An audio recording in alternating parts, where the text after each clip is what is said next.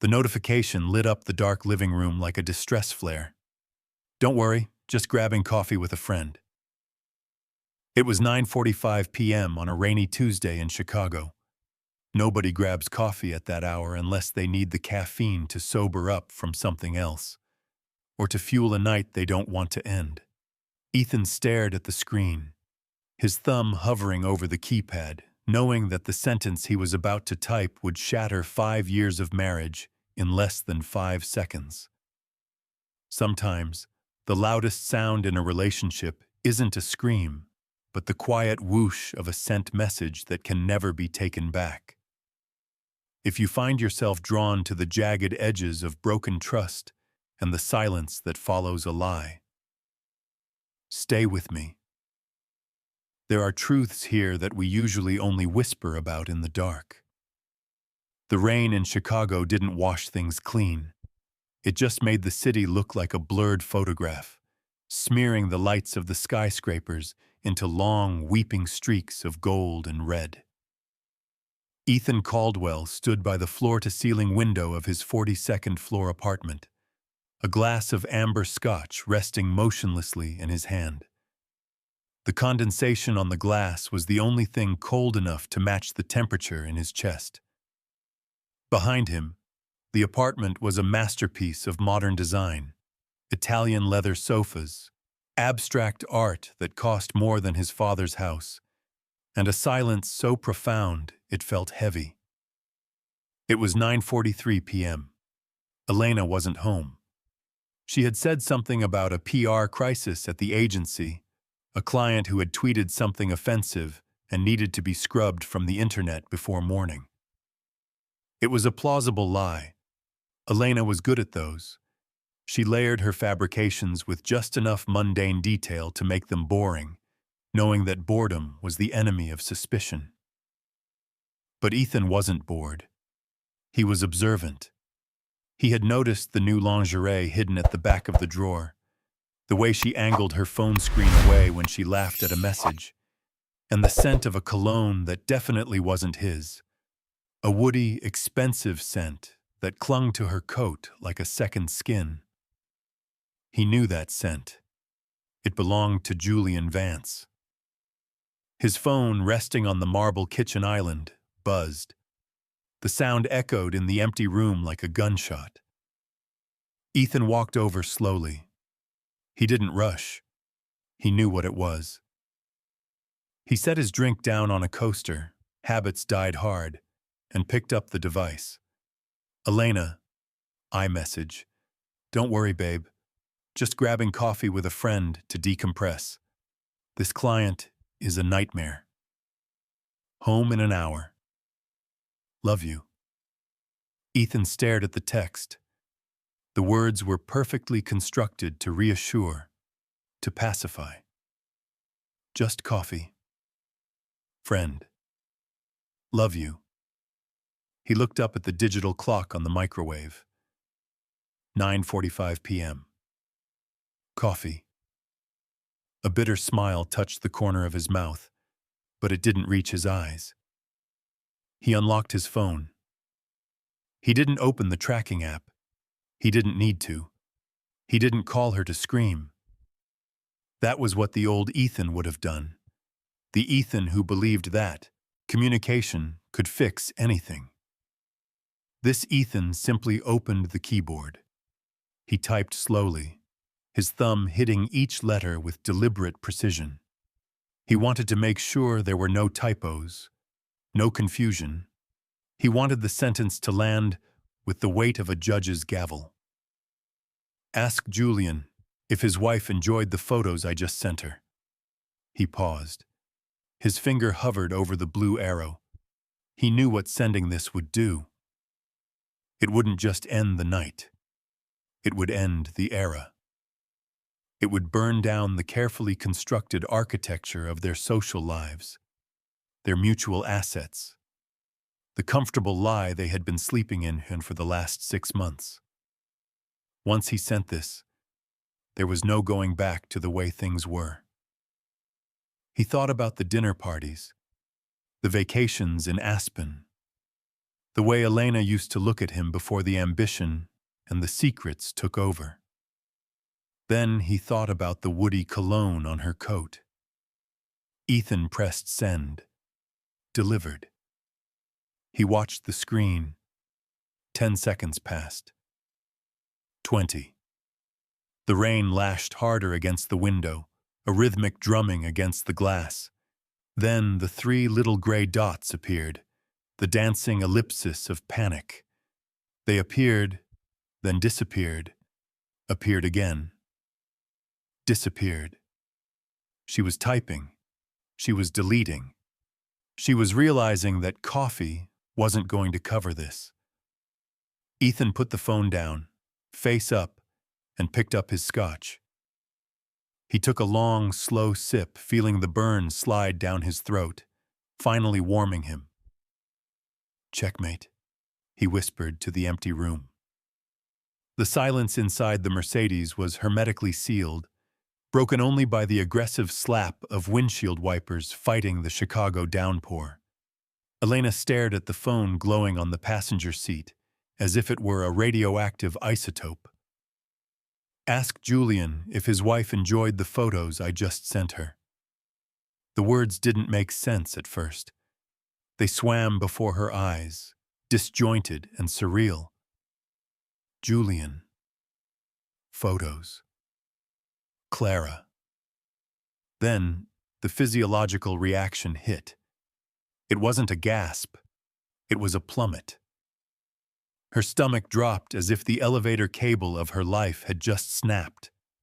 The blood drained from her face so quickly she felt lightheaded, her grip on the leather steering wheel turning white-knuckled. She wasn't at a coffee shop. She was parked 3 blocks away from Julian's bachelor pad in River North, a secondary investment property he kept for late nights when work kept him in the city. Or so he told Clara. Elena snatched the phone up, her fingers trembling so violently she mistyped her passcode twice. Photos. What photos? Had someone followed them? Had Ethan hired a PI? Or was he bluffing? Ethan was a structural engineer. He dealt in load-bearing walls and stress tests. He didn't bluff. If he said he sent something, he sent it. She hit Julian's contact, saved under the name JVPR Consultant, and listened to the ringback tone. It purred once, twice, 3 times. "Pick up," she hissed, her voice sounding jagged and foreign in the quiet car. "Pick up, you idiot." "Hey," Julian's voice came through the car speakers, smooth, relaxed, the background noise of jazz music and clinking glass suggesting he was already pouring a drink. "You forget something? You only left 5 minutes ago." "Ethan knows," Elena said. She didn't have the breath for pleasantries. There was a pause on the other end. The jazz music seemed to get louder. "What do you mean he knows?" "He just texted me. He asked me to ask you if Clara liked the photos he sent her." The silence that followed was different. It wasn't the silence of confusion. It was the silence of calculation. Elena could hear the shift in the atmosphere on the other end of the line. The clinking of the glass stopped. "He's fishing, Elle," Julian said, though his voice had lost its relaxed baritone. "We've been careful. The doorman is paid. We never arrive at the same time. There are no photos." "You don't know Ethan," she snapped, checking the rearview mirror instinctively, though there was nothing behind her but rain and red taillights. "He doesn't guess. He doesn't play games. If he texted me that, he has something." "Did you talk to Clara?" "No, she's at her sister's in Evanston. She hasn't called." "Check your phone, Julian. Check her texts." "Calm down. I'm telling you, he's trying to scare you into a confession. If you walk in there looking guilty, you hand him the win.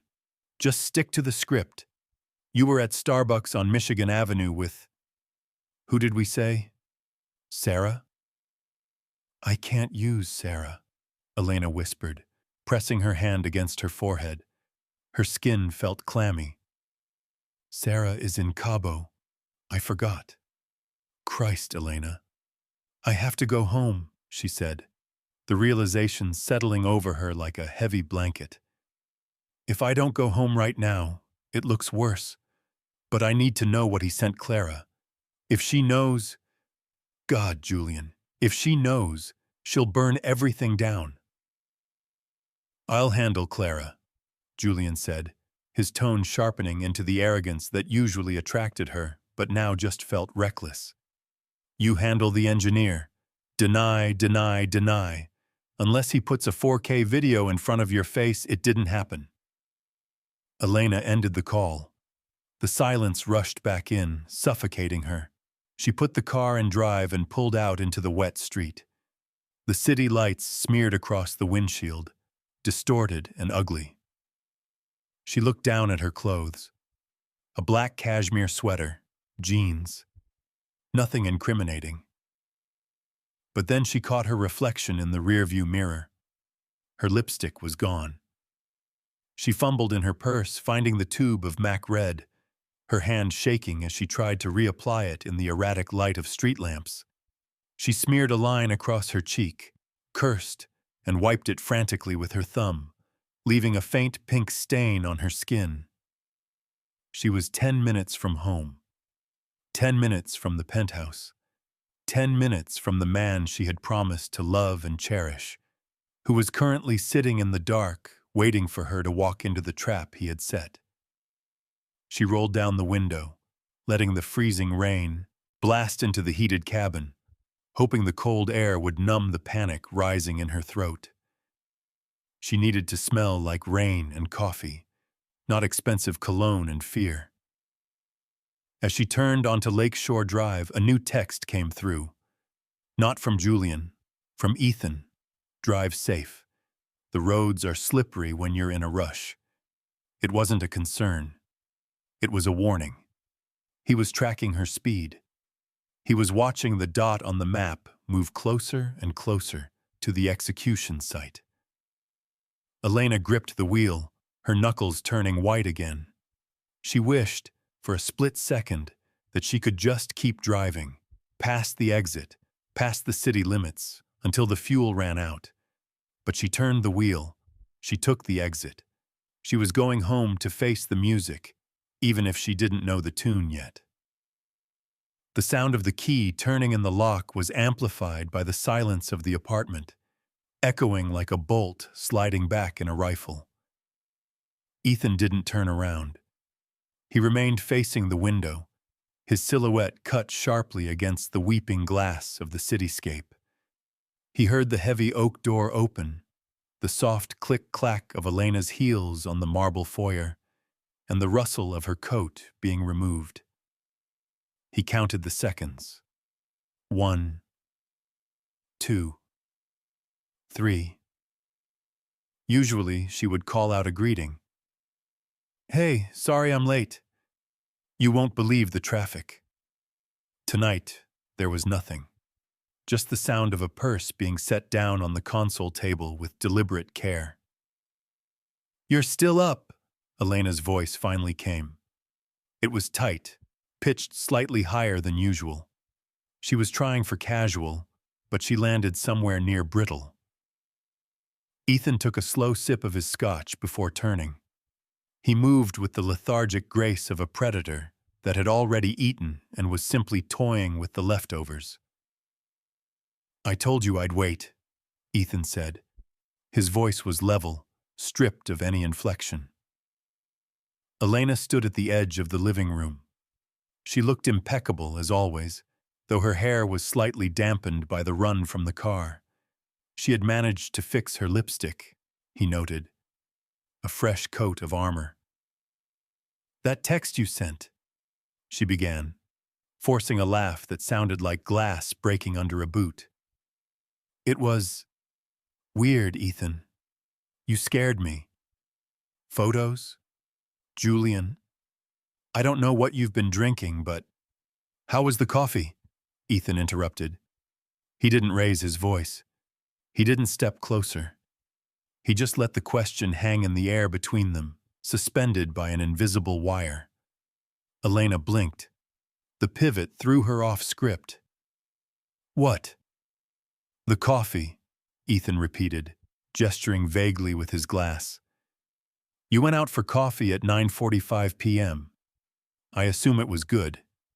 Did you go to the Starbucks on Michigan? Or the independent place on Wacker? Starbucks, she said quickly. Too quickly. It was just a quick latte. I threw the cup away in the garage. Interesting, Ethan said. He walked over to the sofa and sat down, crossing his legs. Because the Starbucks on Michigan closes at 9:00 p.m. on Tuesdays. The room seemed to drop 10 degrees. Elena's hand went to her throat, a subconscious defensive gesture he had seen her use 1,000 times when lying to clients. It might have been the other one, she stammered, walking further into the room, trying to reclaim her territory. I didn't really pay attention, Ethan. I was stressed. I just needed to drive and clear my head. Why are you interrogating me? I'm not interrogating you, Elena. I'm admiring the performance. Ethan placed his glass on the coffee table. The clink was sharp. You look exhausted. Running around the city inventing alibis must be tiring. Stop it, she snapped, finally letting a flash of anger show. I don't know what paranoia trip you're on, but don't drag my friends into it. You mentioned Julian. Why would you bring him up? He's your friend. Is he? Ethan looked at her, his eyes dark and unreadable. I thought he was just the guy whose wife is currently wondering why her husband's car was parked 3 blocks from where my wife was getting coffee. Elena froze. The color she had fought to keep in her cheeks vanished. You didn't, she whispered. Tell me you didn't actually send anything to Clara. Ethan didn't answer. He just watched her. This was the torture, the uncertainty. If he told her exactly what he had done, she could start damage control. She could call Julian. She could spin a story. But by giving her nothing but the jagged edge of the possibility, he paralyzed her. He stood up and walked past her toward the hallway leading to the bedroom. As he passed her, he leaned in, close enough to smell the rain on her hair, and beneath it, the faint, undeniable trace of sandalwood. Julian's sandalwood. I suggest you sleep in the guest room tonight, Ethan said softly, his voice a whisper near her ear. The bed is going to feel very crowded with all the lies you're carrying. He left her standing there in the middle of the $1 million living room, surrounded by shadows, holding on to a story that had already turned to dust in her hands. The guest room bed was too soft. It was a mattress purchased for visiting relatives, for people who didn't carry the weight Ethan was currently dragging around. He lay on top of the duvet, fully clothed, staring at the ceiling where a stray headlight from the street below swept across the plaster like a searchlight. He couldn't sleep. The silence of the apartment was no longer empty. It was vibrating with the energy of the woman pacing in the master bedroom down the hall. His mind drifted back 48 hours to a different kind of silence. Tuesday, 5:00 p.m., the library bar at the Warwick Hotel. It was the kind of place where affairs started.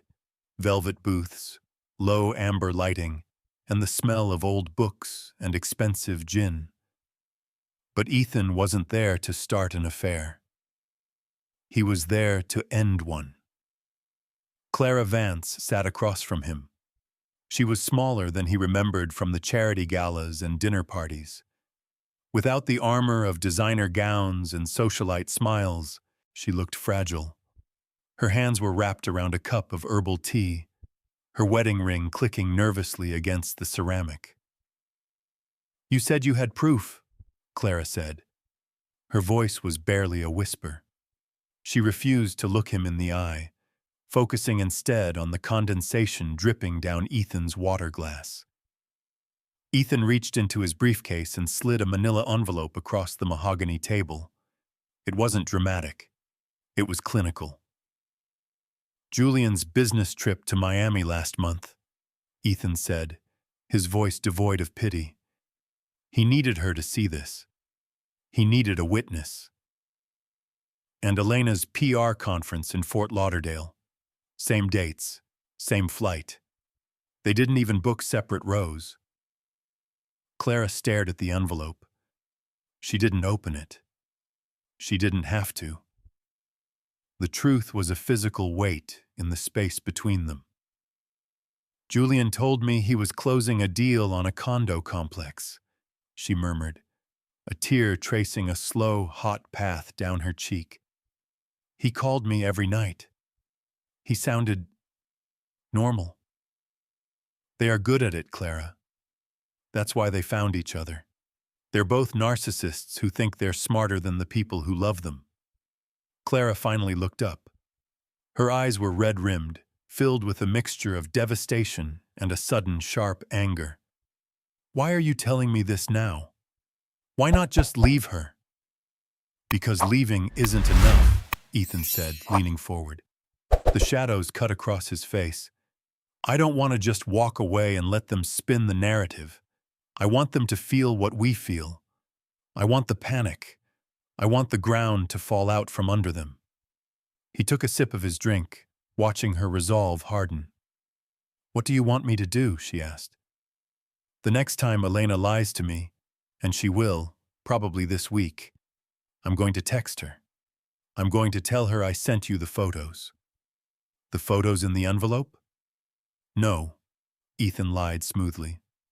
"Whatever photos they think exist. Guilt will do the rest of the work for us. But when I send that text, I need you to go dark. Don't answer Julian.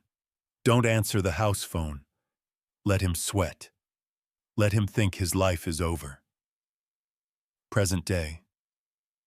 2:15 a.m. Ethan blinked, bringing the ceiling back into focus. The memory dissolved, leaving him with the cold reality of the guest room. He rolled over and checked his phone. There was a single new message from Clara, received 10 minutes ago. "Clara. Julian just came home. He's pacing downstairs. He asked if I checked the mail today. He looks terrified, Ethan. I didn't say a word." Ethan stared at the screen. He could picture it. Julian Vance, the untouchable real estate mogul, crumbling in his own kitchen because of a phantom threat. It should have felt like victory. It should have felt like justice. Ethan typed a reply, his fingers moving slowly in the dark. "Hold the line. Don't let him in." He set the phone down. Down the hall, he heard a door open, then the soft flush of a toilet, then the creak of the bed frame as Elena got back into bed. She wasn't sleeping either. They were all awake now. 4 people, trapped in a web of their own making, waiting for the sun to rise and reveal the wreckage. Ethan closed his eyes, but sleep was a distant country. He knew that tomorrow, the real war would begin. The silence was over. The noise of the fallout was about to become deafening. The dining room at Nora and Mark's brownstone in Lincoln Park was a study in warm, golden opulence. 12 guests sat around the long mahogany table, the air filled with the polite clatter of silver against china and the murmur of conversation about interest rates and summer rentals in the Hamptons. Ethan sat at the head of the table, not because it was his house, but because he commanded the space tonight. He looked rested, sharp in a charcoal suit, his earlier melancholy replaced by a terrifying, manic energy. Elena sat across from him, looking like a porcelain doll that had been glued back together. She was wearing a high-necked dress, a conservative choice that hid the hollow of her throat where her pulse was currently fluttering like a trapped bird.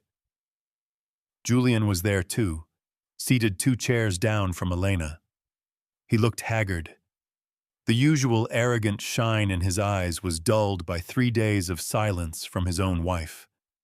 Clara had claimed a migraine and stayed home, leaving Julian exposed and twitchy, checking his phone under the table every 5 minutes. "So, Ethan," Mark asked, pouring a heavy Cabernet into Ethan's glass. "I heard you're bidding on the new waterfront project. That's going to be a massive undertaking if you get it." "It's all about structural integrity," Ethan said, his voice carrying easily over the table. He swirled the wine, catching Elena's eye. "You can have the most beautiful facade in the world. Glass, steel, polished marble. But if the foundation is rotten, it's just a matter of time before the whole thing collapses." The table nodded in agreement, oblivious to the subtext. Elena took a sip of water, her hand trembling slightly. "Speaking of foundations," Ethan continued, turning his gaze to Julian. "Julian, you know about that, don't you? Real estate is tricky. Sometimes you buy a property thinking it's a solid investment, only to find out there are hidden pests in the walls." Julian froze, his fork halfway to his mouth. He forced a smile that looked more like a grimace. "Every investment has risks, Ethan. You just have to manage them." "True," Ethan smiled. "But some risks aren't worth the return. By the way, how is Clara? We missed her tonight." "She's under the weather," Julian stammered, his eyes darting to Elena and then away. "Migraine. She sends her regrets." "That's a shame," Ethan said, leaning back. "I must send her some flowers. Maybe I'll attach some of those photos I took in Miami last year. She always loved the architecture down there." The air left the room for Elena. She dropped her napkin, the white linen falling to the floor like a surrender flag. She bent down to retrieve it, staying under the table for a second too long, trying to breathe. Miami. He knew. He definitely knew. When she resurfaced, Ethan was still smiling, engaging the woman next to him in a discussion about opera. He wasn't screaming. He wasn't making a scene. He was dismantling them, brick by brick, in front of their closest friends, and nobody else could see the demolition. Later, over dessert, the conversation turned to trust. "I think transparency is overrated," Nora laughed, tipsy on the wine. "A little mystery keeps a marriage alive, right?" "Absolutely," Ethan said, his voice dropping an octave, intimate and dangerous. "But there's a difference between mystery and betrayal. Mystery is a surprise trip to Paris. Betrayal is a coffee run that lasts all night." A few guests chuckled, thinking it was a joke about workaholics. Elena didn't laugh. She felt bile rise in her throat. She looked at Julian, begging him silently to do something, to say something. But Julian was staring into his wineglass, defeated. He realized what Elena was just beginning to understand. Ethan wasn't looking for an apology. He was looking for blood. As the guests moved to the living room for espresso, Ethan cornered Elena near the sideboard. He picked up a strawberry from the fruit platter and inspected it. "You're doing great, honey," he whispered, placing the fruit back down. "Everyone thinks you're happy. But you might want to tell Julian to stop checking his phone. It looks desperate." "What do you want, Ethan?" Elena hissed, her voice barely audible. "Just tell me what you want." "I want you to enjoy the party," he said, walking away. "It might be the last one we get invited to for a while." The elevator ride up to the 42nd floor was a vacuum of sound. Neither of them spoke. but the air pressure in the small steel box felt distinct, heavy enough to pop ears. When the doors slid open directly into their foyer, Elena didn't wait. She threw her clutch onto the console table with enough force to knock over a small silver vase. "You are sick," she said, her voice trembling not with fear, but with a terrifyingly convincing rage. She spun around to face him, her eyes wet and blazing. "Do you have any idea how humiliating that was? Making jokes about structural integrity? About pests? Mark and Nora looked at you like you were having a breakdown." Ethan loosened his tie, stepping out of his dress shoes. He felt a sudden, crushing exhaustion. The adrenaline of the dinner party had evaporated, leaving him hollow. "I was just making conversation, Elena." "No, you were marking territory. You were acting like a jealous, possessive lunatic." She walked toward him, closing the distance, invading his space with the scent of her perfume. Jasmine and something sharper, like accusation. "I went for coffee, Ethan." "Coffee? I have been working 60-hour weeks. I have been trying to keep this family afloat while you obsess over blueprints and steel beams. And because I take 1 hour for myself to vent to a friend, you decide I'm cheating?" "A friend," Ethan repeated, the certainty in his chest beginning to fracture. "You mean Julian?" "Yes, Julian!" She shouted the name, stripping it of its power. "He's an old friend. He understands the pressure of the industry. We talked about work. We talked about Clara's renovation ideas. That's it. God, Ethan, listen to yourself. You've constructed this entire spy novel in your head because you're insecure." She began to cry. It wasn't a pretty, cinematic cry. It was ugly, raw sobbing. She sat on the edge of the ottoman, burying her face in her hands. "I miss my husband," she choked out. "I miss the man who trusted me. I don't know who you are anymore." Ethan stood frozen. The sight of her pain, so visceral and loud, triggered a deep, primal instinct to comfort her. Doubt, cold and insidious, began to seep into his mind. What if I'm wrong? The thought was a physical blow. What if the text was innocent?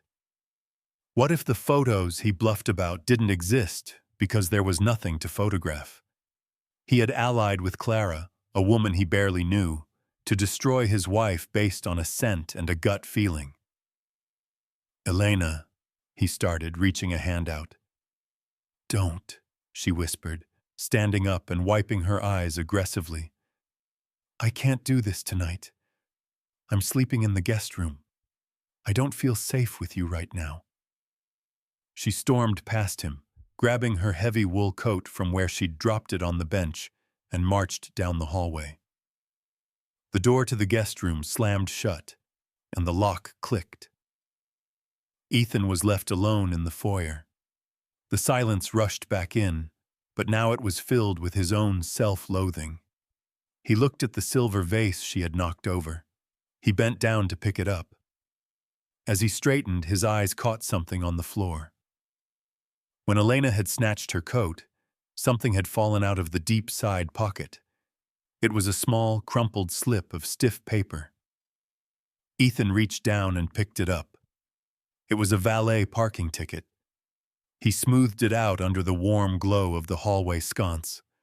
The logo at the top wasn't for a Starbucks. It wasn't for a public garage near a coffee shop. It was the gold-embossed crest of the Langham Hotel. He looked at the timestamp. Check-in, Tuesday, 9:15 p.m. Check-out, Tuesday, 11:30 p.m. The breath hissed out of Ethan's lungs. The doubt that had nearly drowned him 5 minutes ago evaporated instantly, replaced by a clarity so sharp it cut. She hadn't been at a coffee shop. She had valet parked her car at a 5-star hotel 3 miles away, and she had looked him in the eye, wept tears of genuine anguish, and called him crazy for suspecting it. Ethan stared at the guest room door. He didn't feel the urge to scream anymore. He felt a cold, mechanical resolve engaging his heart like gears locking into place. She wanted to play the victim. She wanted him to feel guilty. He put the valet ticket in his pocket. "Sleep well, Elena," he whispered to the closed door. "You're going to need the rest." The great hall of the Art Institute was a cavern of limestone and shadows, illuminated by floating orbs of soft white light. It was the kind of event where the champagne cost more than most people's rent, and the conversation was carefully curated to avoid anything real. Ethan adjusted his tuxedo cuffs as he walked through the crowd, Elena on his arm. To an observer, they were the perfect couple, tall, attractive, composed. But Ethan could feel the tremor in Elena's hand where it rested on his sleeve. She was holding on to him not out of affection, but for balance. "Relax," Ethan murmured, leaning in close. "You're gripping me like you're afraid I'll run away." "I just want to get through this and go home," Elena whispered, forcing a smile at a passing donor. "Please, Ethan. No scenes tonight. Not here." "I wouldn't dream of it," he lied. They found their table near the grand staircase. Julian and Clara were already there. Julian stood as they approached, smoothing his velvet dinner jacket. He looked tired, the skin around his eyes tight. Beside him, Clara looked spectral in a pale silver gown. She sat perfectly still, her hands folded in her lap, staring at the centerpiece of white orchids, as if it were the most fascinating thing she had ever seen. "Ethan, Elena," Julian greeted them, his voice booming slightly too loud. "Glad you made it. The auction is about to start." "Hello, Julian," Ethan said.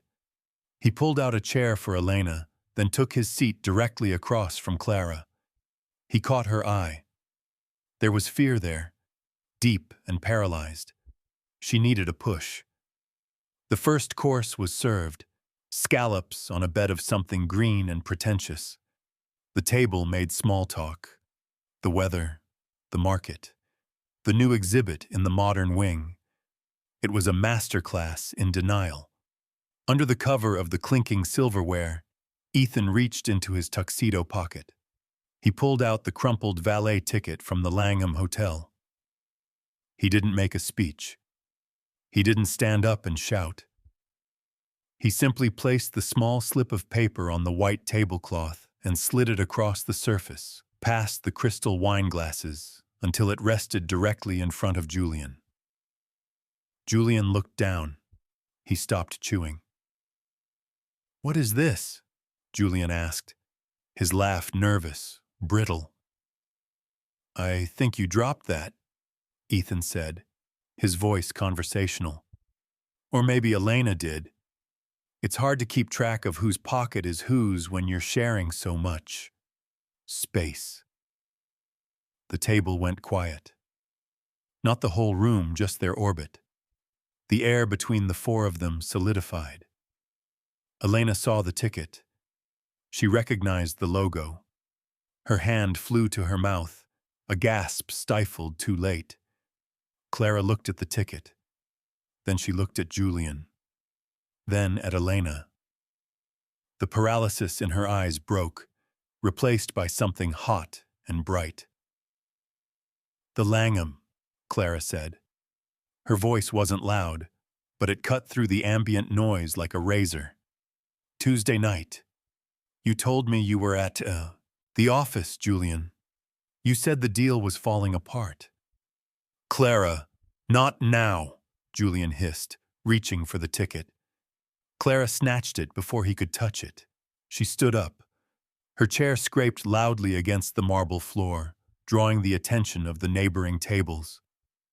"Sit down, Clara," Julian commanded, his charm gone, his eyes dark with warning. "No," Clara said. She looked at Elena. You told me you liked my dress last month, Elena. You smiled at me. You drank my wine. She picked up her glass of red wine, a heavy, expensive Cabernet. Clara, please, Elena begged, shrinking back. It's not what you think. It is exactly what I think, Clara said. And then, with a calm, deliberate motion, Clara tossed the contents of the glass. It wasn't a splash. It was a deluge. The dark red liquid hit Julian's white shirt and Elena's pale gold dress, soaking them instantly. The stain bloomed like a gunshot wound, violent and shocking. The gasp from the room was audible. The string quartet seemed to falter. I'm done, Clara said, dropping the empty glass onto the table. It didn't break. It just rolled, a hollow sound in the sudden silence. You two deserve each other. She turned and walked away, her silver dress shimmering under the lights, leaving Julian and Elena dripping in the ruins of their reputation, while Ethan sat quietly, watching the foundation finally collapse.